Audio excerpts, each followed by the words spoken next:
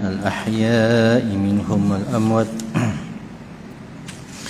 من الجنة والناس أجمعين شيء لله لهم الفاتحة أعوذ بالله من الشيطان الرجيم بسم الله الرحمن الرحيم الحمد لله رب العالمين الرحمن الرحيم مالك يوم الدين إياك نعبد وإياك نستعين اهدنا الصراط المستقيم صراط الذين أنعمت عليهم غير المغضوب عليهم ولا الضالين آمين بسم الله الرحمن الرحيم السلام عليكم ورحمة الله تعالى وبركاته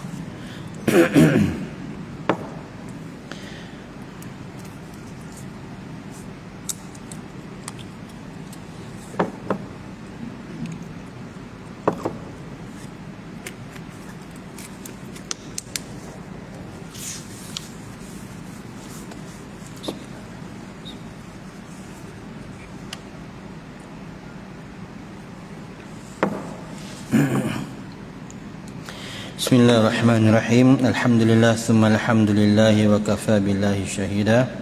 Syukur pada Allah Ta'ala kita dapat berjumpa lagi dan kita sambung lagi pengajian kita dalam kitab Mau'izatul Mu'minin, iaitu peringatan-peringatan kepada orang mukmin yang dipetik atau diringkaskan daripada kitab Ihya Ulumuddin karangan Imam Al-Ghazali rahimallahu ta'ala alaihi. Jadi bila kita habis baca kitab ni, seolah-olah kita sudah habis baca kitab Ihya Ulumuddin. Cuma ini ringkasan ya. Ihya Ulumuddin itu panjang, berjilid-jilid kitabnya. Jadi ini adalah ringkasan daripadanya. Jadi Imam Ghazali lahir pada 450 Hijrah dan meninggal dunia pada tahun 505 Hijrah. Jadi umurnya lebih kuranglah 50 tahun ya. 55 tahun, muda lagi. Muda tetapi telah menjadi ulama, pemimpin ummah sampai akhir zaman, sampai hari ini. Baik. Jadi antara gelaran-gelaran Imam Ghazali ialah beliau dikenal sebagai Syekh Hujjatul Islam, iaitu tuan guru penghujah Islam. Juga digelar sebagai Sirajul Mujtahidin, lampu kepada para mujtahidin.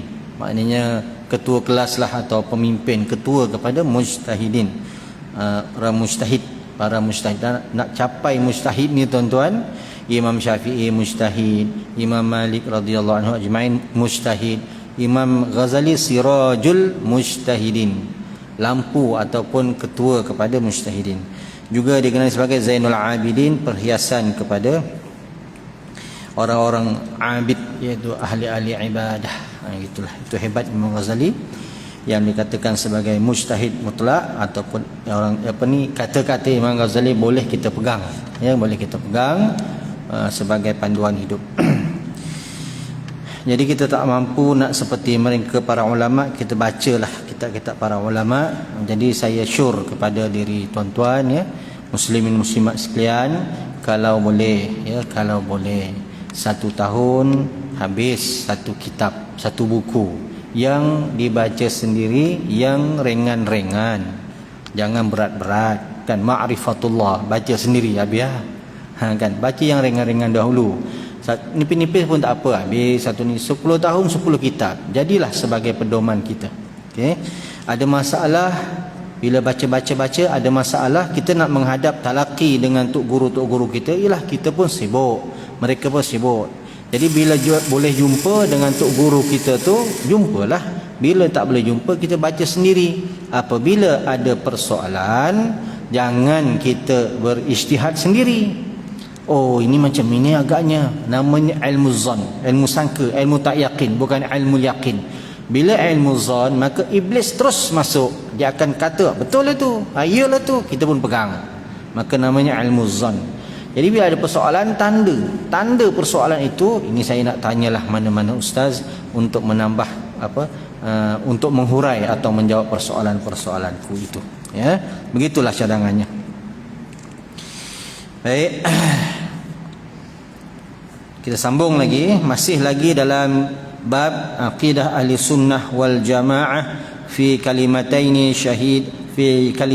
syahadatil allati hiya ahadul mabani'il Islam.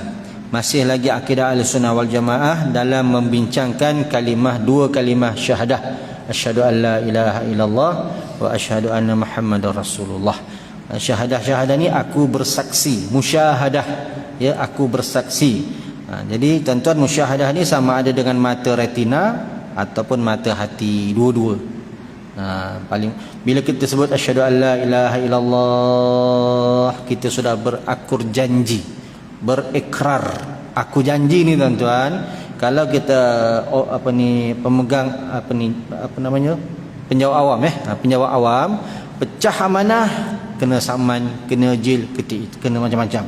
Begitulah bila kita sudah akur janji kepada Allah, kita bersaksi, dan kepada Nabi Muhammad kita pun bersaksi. Dan saya nak bagi tahu, saya ulang lagi konsep saksi ni. Sebelum musyahadah tu, penyaksian kita melihat, kita berzikir, kita beramal supaya kita boleh musyahadatullah. Musyahadat Nabi Muhammad SAW, kita boleh saksikan, nampak pokok ada Allah, maknanya kita ingat Allah. Apatah lagi tengah baca, tengah solat, tengah zikir sebagainya, lihat awan, di situ ada Allah. Musyahadah lah tu.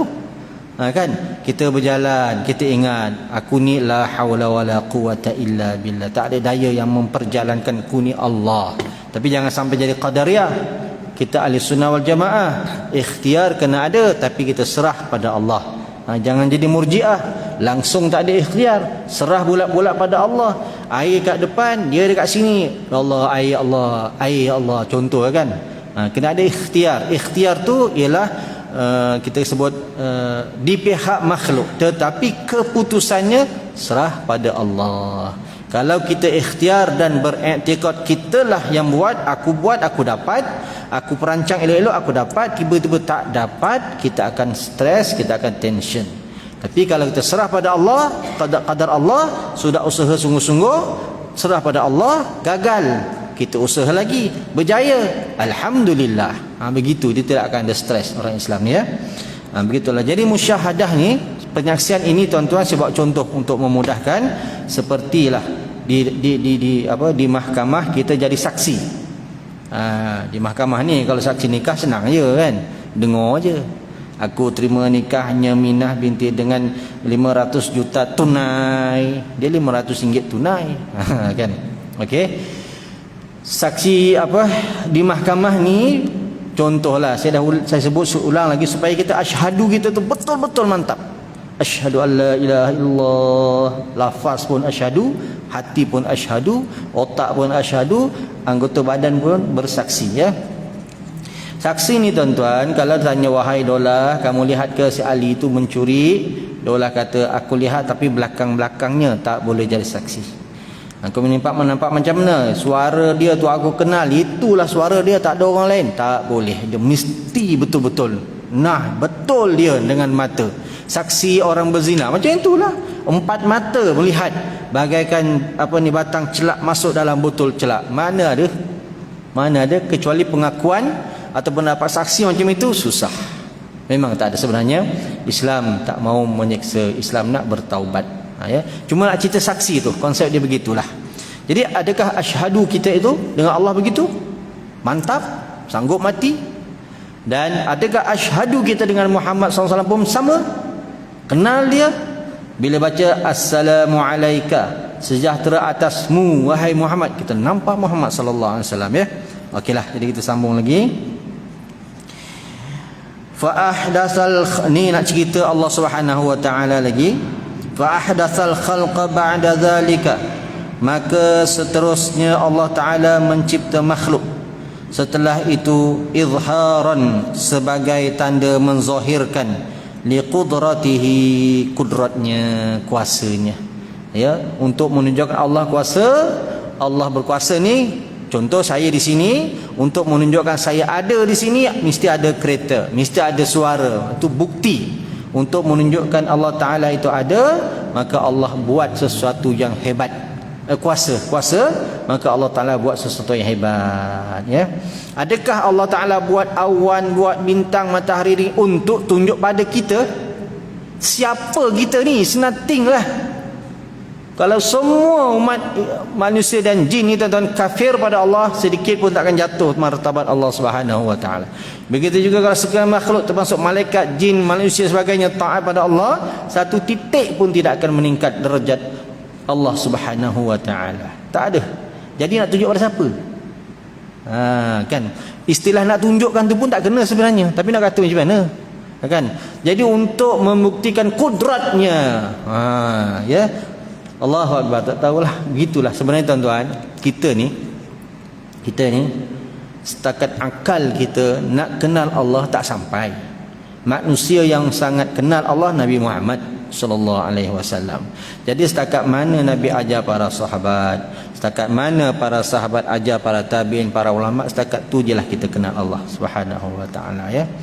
Jadi untuk kenal Allah, tafakkaru fi ayatillah wa la tafakkaru fi zatillah. Fikirlah tanda-tanda Allah atau makhluk Allah, jangan fikir zat Allah. Tak sampai. Jadi macam mana nak kenal Allah Ta'ala? Kajilah, fikirlah. Setakat mana pensifat 20 tu okey dah, kan? Setakat mana yang Ghazali tulis ni okey dah. Kemudian kita kajilah makhluk Allah Ta'ala, segala sifat makhluk bukan sifat Khaliq. Cukuplah tu. Ataupun umum begini, segala sifat kesempurnaan itu adalah milik Allah, dan segala sifat kekurangan itu bukan milik Allah. Cukup tu.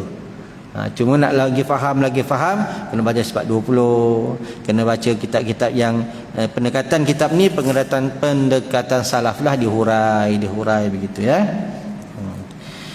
Untuk menzahirkan kekuasaannya, wa tahqiqan lima sabaq min iradatihi, juga untuk merealisasikan dengan apa kehendak-kehendaknya. Kalau kita hendak rumah, kita dapat rumah, terbuktilah kehendak kita tu. Begitulah Allah Ta'ala, apa yang dia nak, kun fayakun. Untuk buktikan, ya. Walima haqqa fil azali min kalamihi min kalimatihi, dan untuk membenarkan sejak azali akan kalam Allah Ta'ala. Jadi dalam sifat kudrat ni ada tanjizil hadis, tanjizil qadim. Tanjiz maknanya pelaksanaan, tanjizil qadim yang sudah pada azali, kan? Itu sudah ada. Tanjizil hadis iaitu pelaksanaan kudrat iradat Allah Ta'ala yang berlaku pada makhluk. Jadi makhluk dulu yang 1000 tahun lepas sudah berlaku, makhluk sekarang sudah berlaku. Adakah makhluk sekarang ini ciptaan Allah Ta'ala ini hari ini Tuhan baru terfikir hari ini, Tuhan baru terhendak hari ini, ataupun nanti 1,000,000 tahun akan datang Tuhan baru terfikir 1,000,000 tahun tu, aku nak buat ni lah, dulu tak ada idea pula. Adakah begitu? Tidak. Allah Ta'ala sifatnya qadim, iradatnya qadim, ilmunya qadim, iaitu sudah ada di sana, sudah ada di dalam qadim Allah Ta'ala, azali Allah Ta'ala, cuma Allah berizinkan berlakunya sekarang. Namanya tanjizil hadis, pelaksanaan yang berlaku kepada makhluk. Hadis-hadis itu bukan hadis-hadis Nabi. Hadis ni benda baharu. Kena faham tu. Kalau ilmu hadis, kita belajar hadis, itu hadis Nabi. Hadis Nabi, hadis Qudsi, hadis Nabawi, hadis Mursal, hadis Ahad, itu hadis. Tapi dalam tauhid, nama hadis tu makhluk, benda baharu. Hadasatu berlaku. Ya. Jadi hadis benda yang berlaku. Rahimatu kasih. Rahim benda yang mengasih. Jadi dalam dia punya, tengok barisnya, rahim, hadis, kabir, itu benda, sesuatu benda yang menyerupai sifat tersebutlah. Kalau kabir yang besar, hadis yang baharu, gitu, ya. Tu dia. Jadi segala apa yang berlaku, kita jangan jauh lah diri kita, kan. Wujudnya aku ini untuk menunjukkan, membuktikan kewujudan yang maha wujud. Aku ada kuasa sikit untuk menunjukkan ada yang maha kuasa, tapi diberi sedikit kuasa pada makhluk, kan? Ilmunya aku ini, cerdiknya aku ini, ilmunya aku ini adalah untuk menunjukkan ada yang maha berilmu. Begitulah. Jadi kehendak aku itu ini adalah untuk menunjukkan ada yang maha berkehendak. Jadi kita ada kuasa, ingat kudrat. Kita ada kehendak, ingat iradat siapa tu? Allah lah. Kita ada ilmu, ingat ilmu Allah. Jadi seronok kata itu namanya zikir umum. Ya, zikir umum. Sentiasa ingat pada Allah Taala.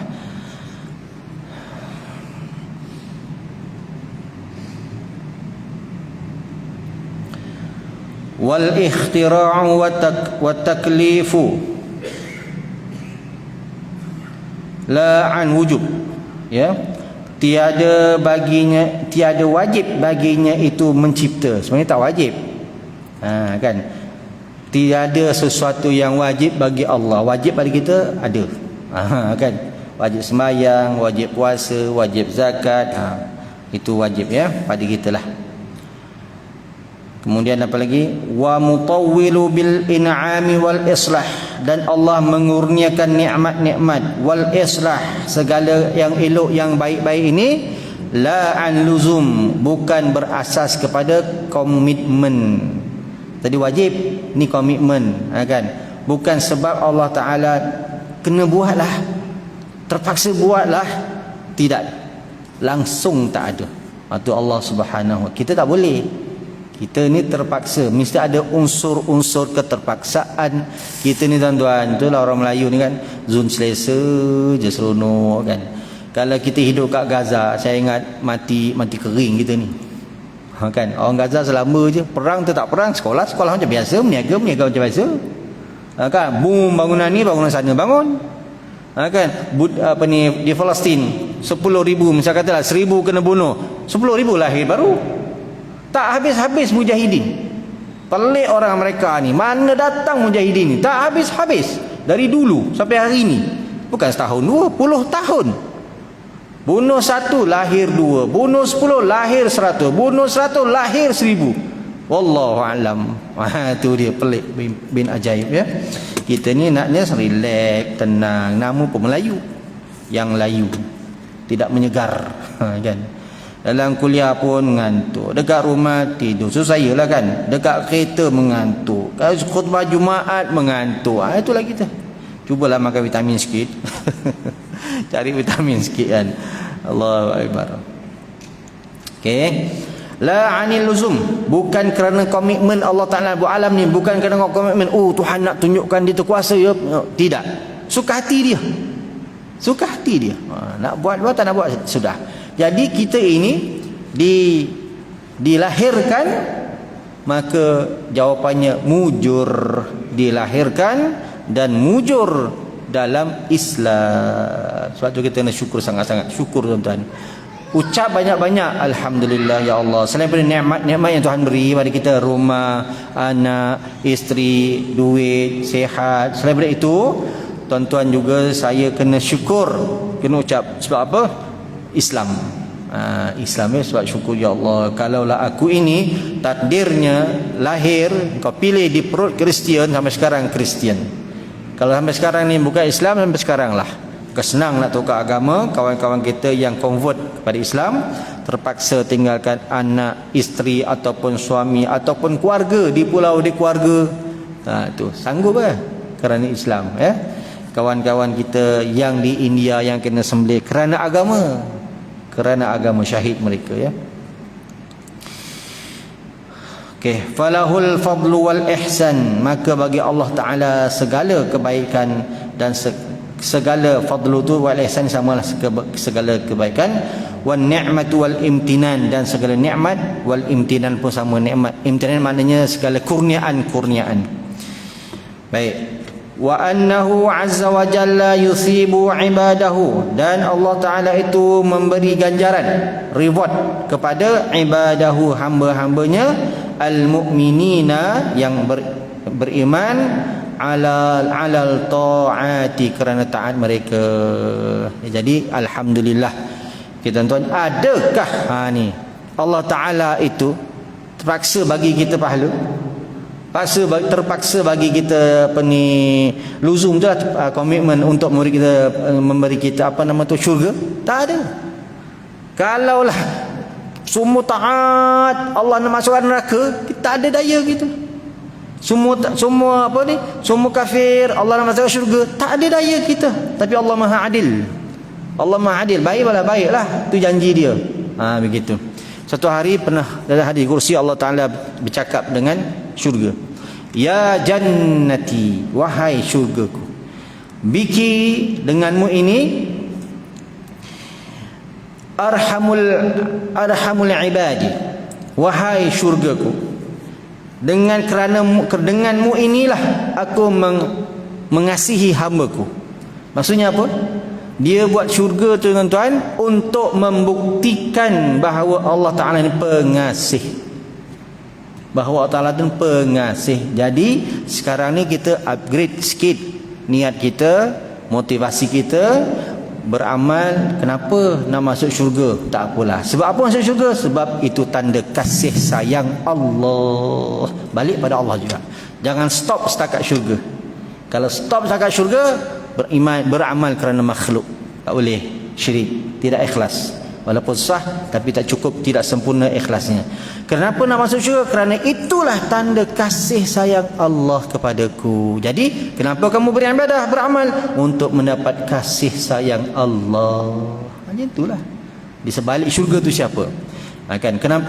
Dan neraka untuk menunjukkan keadilanku, untuk menunjukkan keadilanku. Siapa buat jahat masuk neraka. Adil lah. Takkan orang baik pun masuk syurga. Jadi gitulah tuan-tuan ya. Allahu Akbar. Jadi maksudnya beramal kerana syurga pun harus. Dan hari ini kita selangkah ke depan. Apakah di sebalik syurga itu? Adakah bidadarinya? Adakah buah-buahannya? Bukan. Di sebalik syurga itu makhluk, ialah Khaliknya, penciptanya, yang bersifat kasih sayang. Jadi kamu beramal kenapa? Kerana mencari kasih sayang si pencipta syurga, dan dia menunjukkan kasih sayangnya itu, Rahman dan Rahim itu, dengan memasukkan hamba-hambanya yang beriman ke dalam syurga. So ikhlaslah kerana Allah Ta'ala juga. Ya. Mana tadi ni? Yahkumul karama wal wa'da la bihukmil luzumi lahu. Dia menghukum sesuatu itu dengan karam, dengan kemuliaan, ya. Wal wa'da, dengan janji-janjinya. La bihukmil luzum, bukan kerana terpaksa. Allah terpaksa pula masukkan dia ke dalam syurga ni dalam baik, apa boleh buat? Tak ada, sedikit pun tak ada. Karam tu kemuliaan, itulah kasih sayang Allah. Ya, adil tu apa? Itulah neraka Allah, bukti keadilan Allah Ta'ala. Jadi gini tuan-tuan, kita jadikanlah syurga dan neraka itu sebagai unsur motivasi. Neraka sebagai unsur motivasi keterpaksaan untuk kita beramal baik, tinggalkan kejahatan, yang menolak dari belakang. Jangan buat. Tu. Buat baik, jangan buat jahat, menolak dari belakang. Syurga unsur keterpaksaan yang menarik dari depan. Jom gitu. Kita jadikan ini sebagai unsur motivasi sahaja, ya. Tetapi hakikatnya yang mencipta Allah syurga dan neraka adalah Allah Subhanahu wa Ta'ala. Kita tak mau masuk ke syurga neraka Allah Ta'ala sebab di situ ada kemurkaan Allah Subhanahu wa Ta'ala, ya. Bukan Allah murka pada neraka, Allah murka pada amalan-amalan kita yang maksiat. Baik.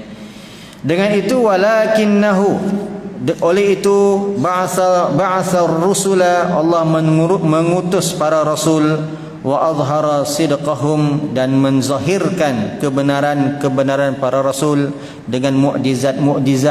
Kan Abu Jahal, Abu Lahab itu semua pelakon-pelakon yang telah terpilih oleh Allah Ta'ala. Apakan daya Allah Ta'ala pilih mereka sebagai ahli neraka, nasib dia lah. Syaitan tuan-tuan, syaitan iblis ni dulu presiden Persatuan Malaikat. Senang cerita gitulah, kita nak mudah cerita kan. Malaikat mana ada persatuan kan. Tapi akhirnya menjadi pembangkang kepada Allah Ta'ala. Kenapa? Sudah kehendak Allah Ta'ala, hakikatnya lah. Ya. Tapi asbabnya ada. Asbabnya kerana dia lupa doa kepada dirinya. Masa dia ceramah begini, ceramah perdana, dia kata kepada seluruh malaikat bahawa nanti ada di antara kita ini yang akan dilaknat oleh Allah Ta'ala. Hebat ilmunya. Masa tu Jibril masih lagi mungkin setiausaha lah kot. Kan? AJK lah kot. Tapi bila dah dipecat Azazil, jawatan kuasa pun sokonglah Jibril menjadi ketua presiden. Itu ceritalah ya. Tapi sebenarnya tidak lagi, itu Allah Ta'ala yang melantiknya. Okey. Ia menjadikan dia malaikat sebagai penyampai wahyu kan. Jadi nak ceritanya, apa boleh buat? Itu sudah kehendak Allah. Cuma sebab tadi dia lupa, dia takabur. Dia mengambil salah satu sifat Allah Subhanahu wa taala. Ya, jangan takabur. Tapi dibenarkan juga takabur tu sebenarnya, dibenarkan juga. Riak-riak tunjuk-tunjuk ni dibenarkan juga. Kan mengumpat ni ada yang dibenarkan, ya. Antara mengumpatlah menceritakan keburukan orang ya, ada 8, tapi saya sebut 2-3 yang saya ingat. Antaranya untuk litarif, untuk pengenalan. Saya datang sini saya tak kenal, saya cari si fulan, si A lah. Kami tak kenal lah tu encik, gini dia ni hitam. Hitam kan. Dah lah hitam, sumbing lagi. Oh, itu duduk kat kampung ujung. Untuk pengenalan tak apa. Yang tak boleh ngumpat saja-saja.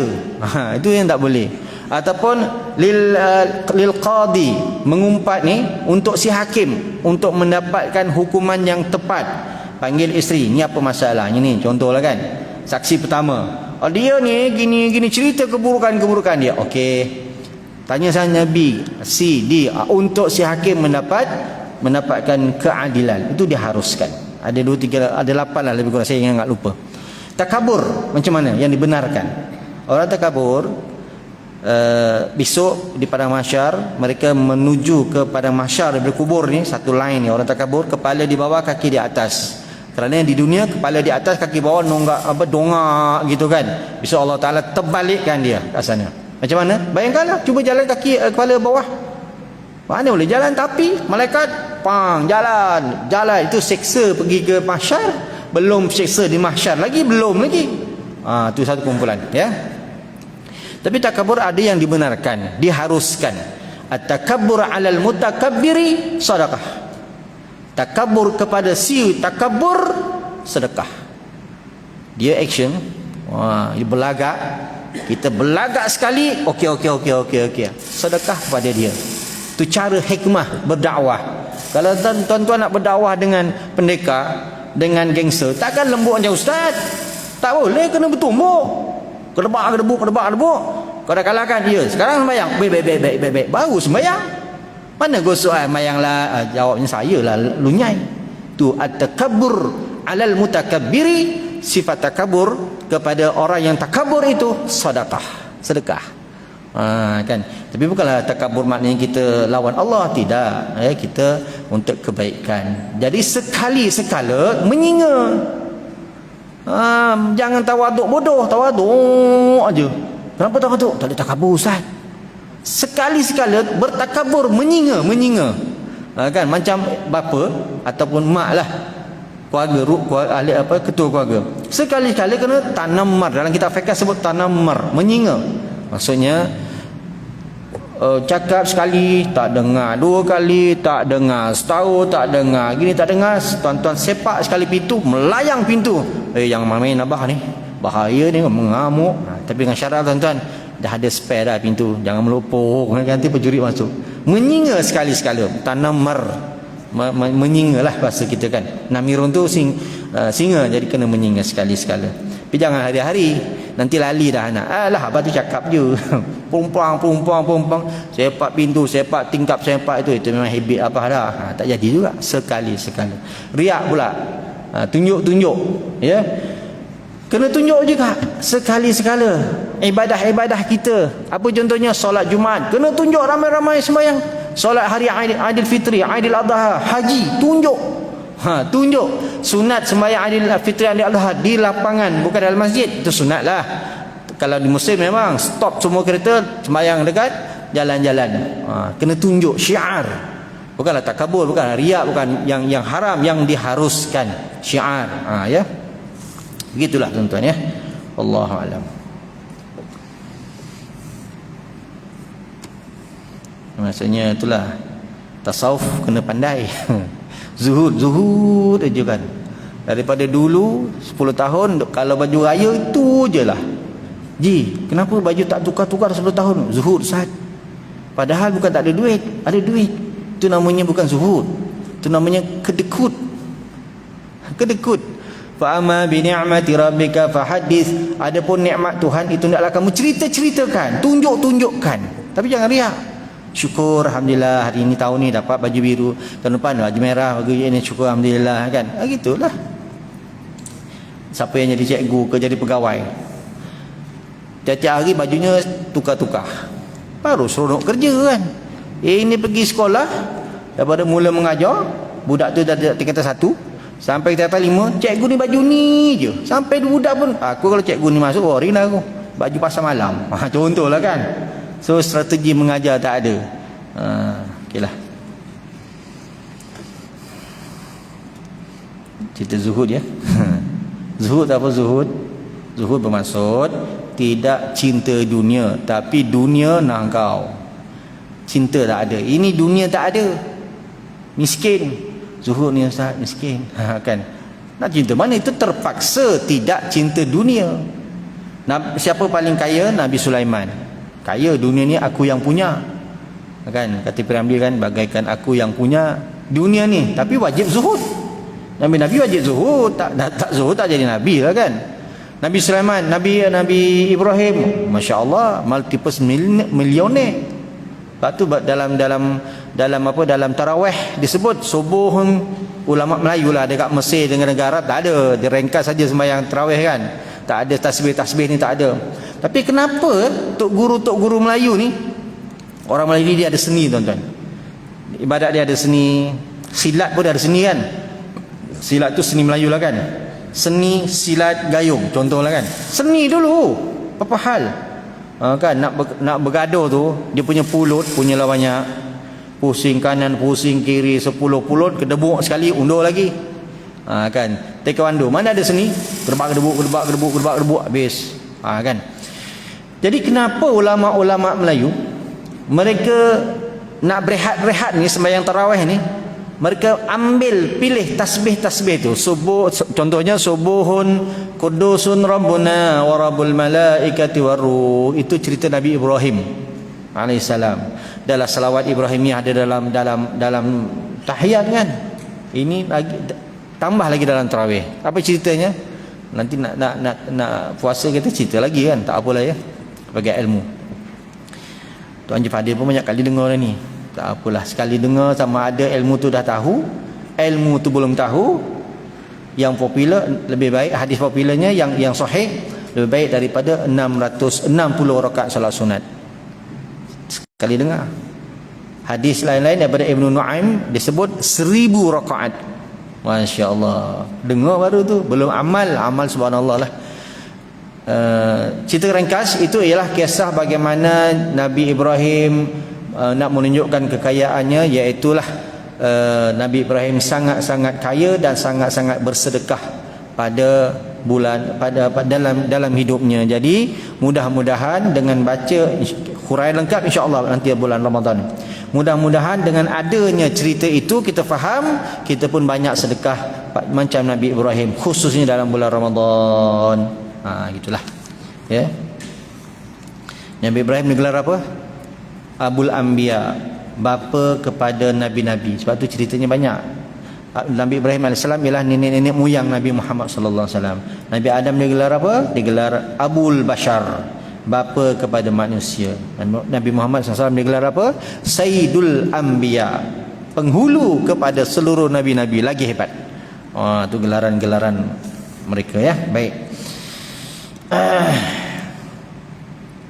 La bihukmil luzumi lahu, tiadalah Allah Ta'ala itu menghukum akan hamba-hambanya yang taat itu dengan syurga, yang jahat itu dengan neraka. Itu luzum, mesti, tak ada.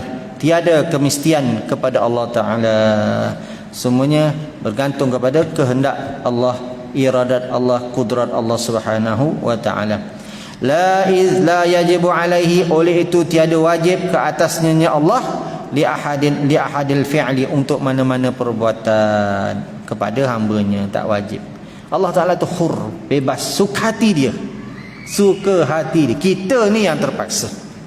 Kita ni terpaksa buat itu, terpaksa buat, semua terpaksa lah. Kan? Apa ayat terpaksa tuan-tuan? Ayat stres, terpaksa kan? Stres menghasilkan masalah, menghasilkan stres. Stres kalau positif menghasilkan tindakan yang positif.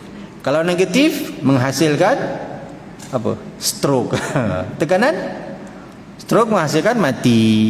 Sebab itulah kena ada kemahiran menyelesaikan masalah, kemahiran menyelesaikan stres dan sebagainya. Laula daf'ullahi an-nasa ba'dhum ba'dha la fasadatil ard. Kalaulah tiada competition, tiada persaingan di antara hamba-hamba Allah ini, persaingan tu melahirkan stres, tekanan.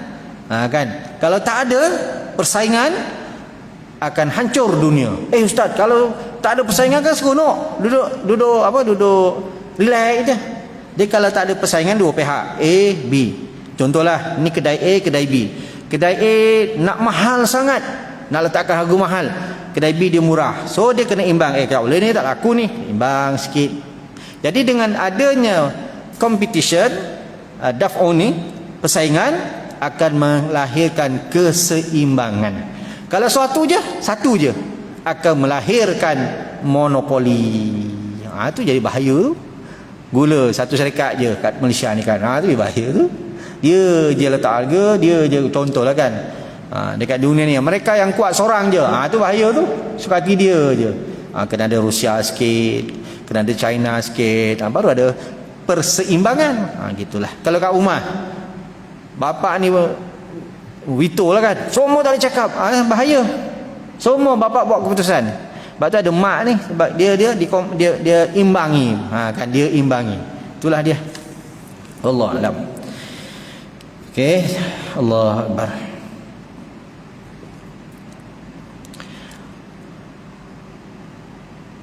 Wa anna haqqahu fit ta'ah. Sesungguhnya hak bagi Allah ialah apa dia?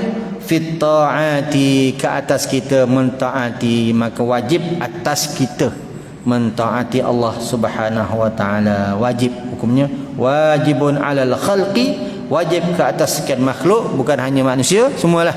Jin, pokok, batu, pasir, air, semua tuan-tuan. Yang wujud makhluk ni semua.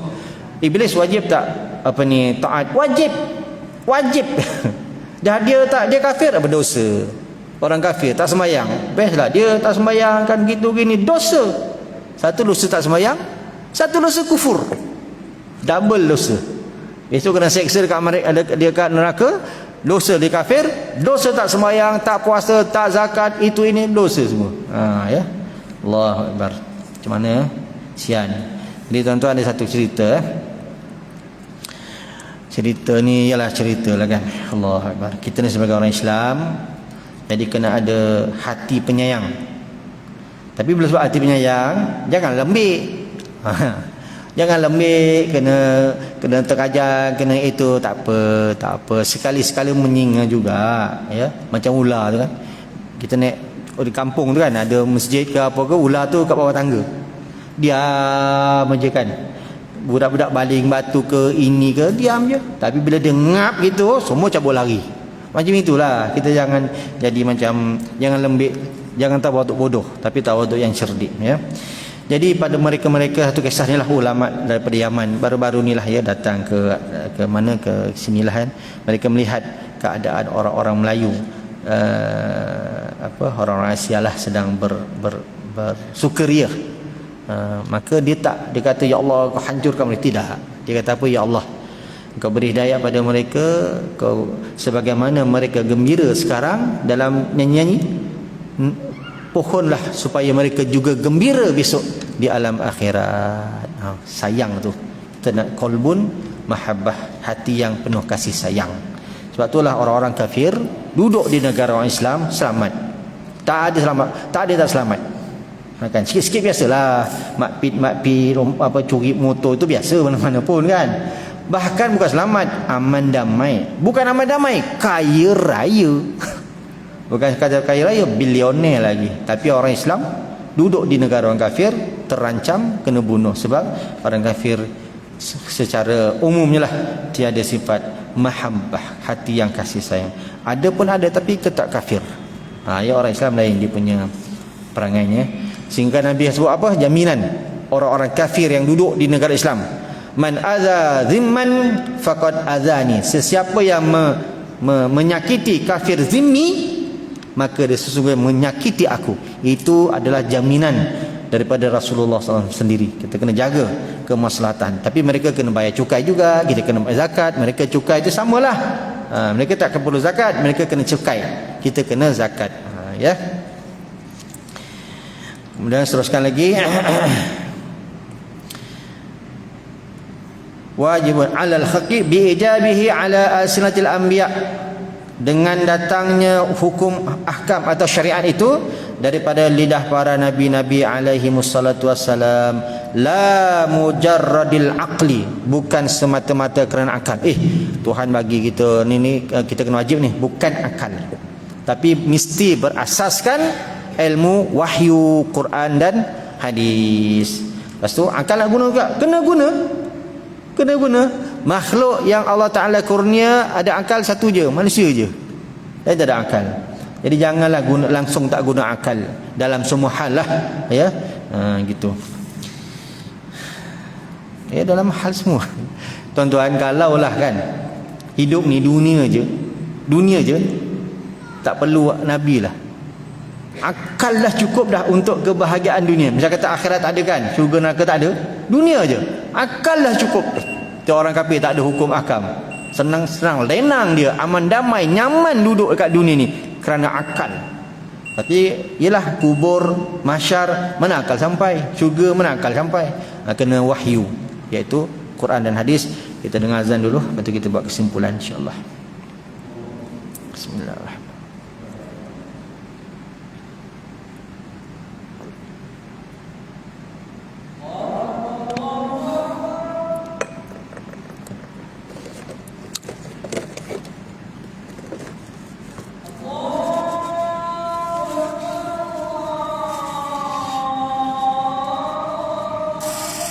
Allah Akbar, Allah Akbar.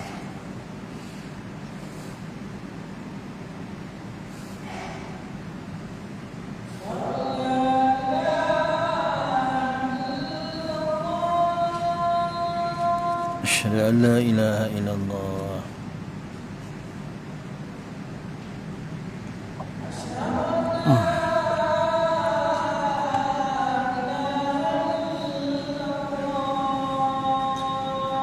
Asyhadu an la ilaha illallah.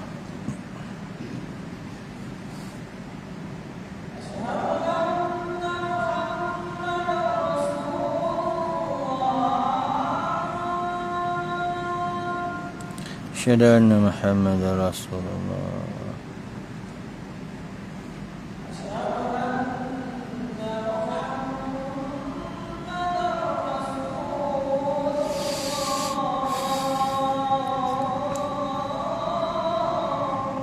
Asyhadu anna Muhammadar Rasulullah.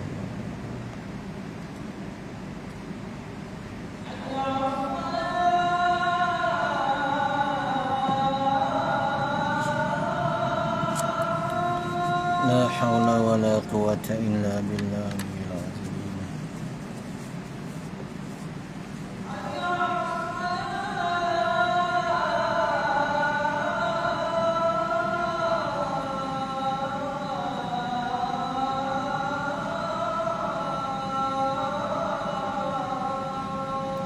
La haula wa la quwwata illa billah.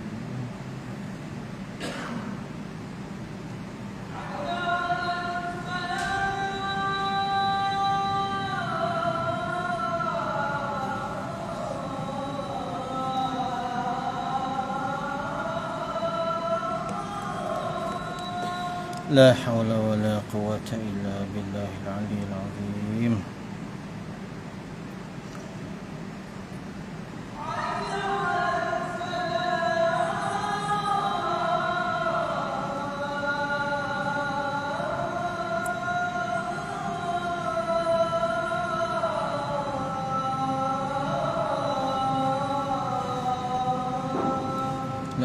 haula wala quwwata illa billah.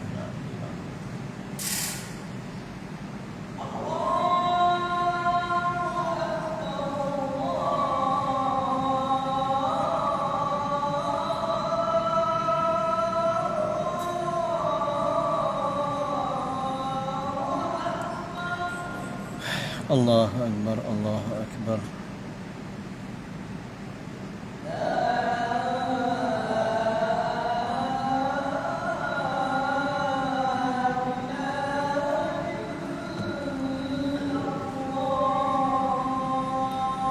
La ilaha illallah Muhammadur Rasulullah sallallahu alaihi wasallam. Allahumma rabb hadhihi da'wati tammah wassalatul qa'imah ati Muhammadan al-wasilatal fadlah asy-syaraf wa darajatul 'aliyah wa ba'ath maqaman mahmudan alladhi wa'adtah innaka la tukhifu. Amin amin ya rabbal alamin. Jadi kita buat kesimpulan daripada ni ayat itu berkenaan dengan zatullah ini dalam pendekatan penulisan yang dibuat oleh Imam Ghazali. Dia habis setakat inilah. Esok insya-Allah bulan depan masuk pula bab akidah Rasul, beriman kepada Rasul, beriman kepada kiamat, qadar dan seterusnya. Jadi kita simpulkan iaitu mengenali Allah ini wajib. Awwaluddin ma'rifatullah wajib. Perkara pertama dalam agama mengenal Allah adalah wajib. Maka dia cara untuk mengenali Allah SWT ini dua. Pertama wahyu, Quran dan hadis. Yang kedua dengan akal. Dua-dua kena digabungkan. Akal yang tidak berasas kepada wahyu akan jadi sesat, akan jadi macam falsafah Yunani dan sebagainya. Tetapi akal yang berasas kepada wahyu, dia terpimpin, dia tidak tersesat. Jadi tidak boleh kita menafikan hukum akal. Kalau dalam tauhid disebut wajib akli, mustahil akli, itu berasaskan akal. Wajib nakli, haram nakli ke apa ke, itu berasas kepada Quran dan hadis. Jadi dua-dua ini digabung, tak boleh nafikan akal, kerana akal ini sangat hebat, ya. Satu kurniaan pada yang dinamakan makhluk manusia. Dalam Quran disebut banyak, ta'qilun, berakal, tafakkarun, berfikir, tadabbarun, mengkaji, tatafakkarun dan sebagainya. Itu semua kembali kepada kognitif ataupun pemikiran kita lah. Wallahu a'lam bissawab. Jadi mudah-mudahan iman kita betul, ibadah kita betul, dan esok mati kita bersama dengan Nabi Muhammad sallallahu alaihi wasallam, insyaallah. Akhir kata, mohon ampunan maaf, yang benar hanya sahaja daripada Allah Subhanahu wa taala, yang silap daripada kelemahan saya. A'udzubillahi minasyaitonirrajim. Bismillahirrahmanirrahim. Allahumma iftah lana futuhal arifin warzuqna fahman nabiyyin wa hifzal mursalin wa ilhamal malaikatil muqarrabin. Allahumma faqihna fid din وعلمنا تأويل واهدنا إلى صراطك المستقيم وصلى الله على سيدنا محمد والحمد لله رب العالمين. تقبل الله منكم منا ومنكم تقبل الكريم. سبحان الله بحمده سبحانك اللهم بحمدك أشهد أن لا إله إلا أنت أستغفرك وأتوب إليك. السلام عليكم ورحمة الله تعالى وبركاته.